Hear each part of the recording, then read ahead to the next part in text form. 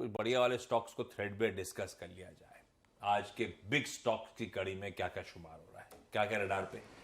आज देखिए, मैं सबसे पहले शुरुआत करूंगा गोदरेज कंज्यूमर के साथ। और इसको आज मैं ग्रीन में ले रहा हूं। हालांकि नंबर्स आप मतलब हेडलाइन में हम कह चुके हैं कि नंबर्स ऑपरेशनल थोड़े से वीक हैं, लेकिन वही मामला कई बार होता है ना, डेविल इन द डिटेल्स, वो वाला मामला है। इसके नंबर्स इतने खराब नहीं है जितने हेडलाइन नंबर बता रहे हैं। इनफैक्ट ऑपरेशनल नंबर्स तो अच्छे हैं। हुआ क्या है, इसका ग्रॉस मार्जिन एक्चुअली बढ़ा है। ग्रॉस मार्जिन मतलब अगर आप एड स्पेंड्स वगैरह को हटा दें तो प्योरली प्रोडक्ट के हिसाब से जाएं तो 53.7% वर्सेस 46.6%। कंपनी ने किया क्या है, कंपनी ने इस मार्जिन को खर्च में डाल दिया एडवर्टाइजिंग में। और एडवर्टाइजिंग जब आप करते हैं ना एफएमसीजी में, तो अगले क्वार्टर्स में आपको इसका फायदा मिलता है। 9.3% ऑफ सेल्स इन्होंने स्पेंड किया एडवर्टाइजिंग में, जो कि 6.4% था। ये इनको अगले क्वार्टर में बड़ी हेल्प देगा।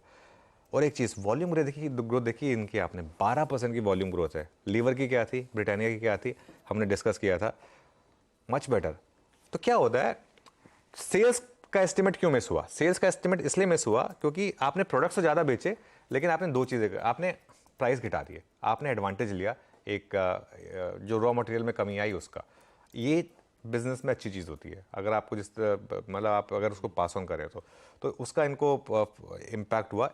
लेकिन वॉल्यूम ग्रोथ अच्छी है, ऑपरेशनल नंबर्स अच्छे हैं, और स्टॉक कोई बहुत ज़्यादा महंगा नहीं है, हॉरिबली एक्सपेंसिव नहीं है। इसके लिए मैं आज गोदरेज कंज्यूमर को ग्रीन में लेकर चल रहा हूँ। दूसरा स्टॉक जो मैं ग्रीन में लेकर चल रहा हूँ वो है टाटा केमिकल्स।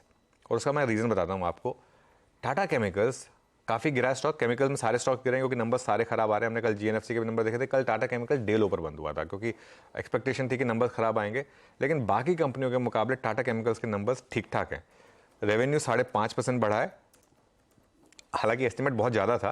लेकिन देखिए, केमिकल कंपनियों में रेवेन्यू इतना इंपॉर्टेंट नहीं होता, कमोडिटी कंपनियों में एबिडा और प्रॉफिट ज़्यादा इंपॉर्टेंट होता है। एबिडा का एस्टिमेट 1092 करोड़ था, उसके सामने 1043 करोड़, इतना नहीं गिरा, मतलब हाउलर नहीं आया है। और मार्जिन जो है 24.7% है, एस्टिमेट था 23.2%। मेरे ख्याल से आज टाटा केमिकल चलना चाहिए। आज का जो स्टॉक ऑफ द डे हो सकता है वो मेरे ख्याल से हो सकता है मन्नापुरम फाइनेंस। नीरज जी ने उसको डिस्कस किया था, मॉर्गन स्टैनली ने। अब मैं उसका रीज़न बताता हूँ क्यों। इनकी एक सब्सिडरी है आशीर्वाद एमएफआई, एक माइक्रो फाइनेंस है इनकी कंपनी। उसने 111 करोड़ का प्रॉफिट डिलीवर किया, जो कि एस्टिमेट जो था 88 करोड़ का, उससे 25% ऊपर है। मतलब 5% सीधा मन्नापुरम की बीट हो गई वो, अगर जो नंबर आप एस्टिमेट लेके चल रहे हैं।